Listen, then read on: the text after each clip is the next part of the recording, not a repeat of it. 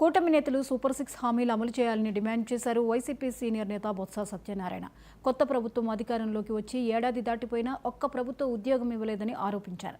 చంద్రబాబు ఎప్పుడు అధికారంలోకి వచ్చినా మహిళలు, రైతులు మోసపోవాల్సిందే అన్నారు. ఎన్నికల తరువాత పిఠాపురంలో వైఎస్ఆర్సీపీ కార్యకర్తలు తనకు వెన్నంటే ఉన్నారని వంగ గీత తెలిపారు.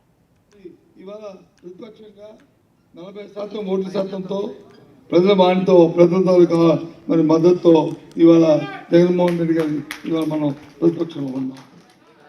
ఇవాళ అధికార పక్షం తాలూకా బాధ్యత ఏంటంటే జరిగిన ఎన్నికల్లో ఈ ప్రజాస్వామ్యంలో భారతదేశంలో ఏ రాష్ట్రంలోనైనా ఎక్కడైనా సరే ఎన్నికల్లో పోటీ చేసినప్పుడు వారు ఇచ్చిన వాగ్దానాలని, వారు ఇచ్చిన ఎన్నికల ప్రణాళికలని అవి ప్రభుత్వం వచ్చిన తర్వాత అది అమలు చేస్తూ ఇంకా వాటితో పాటు ప్రజలకు ఇబ్బందికర పరిస్థితులు వచ్చినా, ప్రజలు బాధపడుతున్న పరిస్థితులు వచ్చినా, లేదు ఎన్నికల ప్రణాళికలో ఇచ్చిన మాటల్ని నేను నెరవేర్చకపోయినా ఒక ప్రతిపక్ష పార్టీగా, బాధ్యత ప్రతిపక్ష పార్టీగా ఆ ప్రతిపక్షం దాన్ని వేలెత్తి చూపెట్టి చంద్రబాబు నాయుడు, పవన్ కళ్యాణ్ అనే మేము అవతల పక్క వచ్చి చంద్రబాబు నాయుడు, అవతల పక్క వచ్చి పవన్ కళ్యాణ్ ఇద్దరు కలిసి టీవీలో చూడండి, ఫోటో కూడా చూపెట్టండి.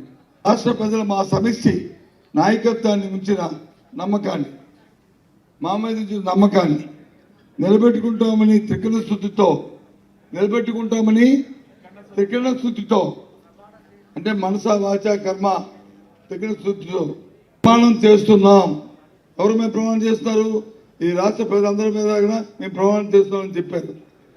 2024లో టీడీపీ, జనసేన సంయుక్త పార్టీలు అధికారం ఇచ్చిన వెంటనే మేమిద్దరం భవిష్యత్తు గ్యారెంటీ వాగ్దానాలను అమలు చేస్తామని ప్రమాణం చేస్తున్నాం అని చెబుతూ మళ్ళీ ఇద్దరితో పాటు కింద వచ్చి కోర్టుతో సంతకం పెట్టించారు.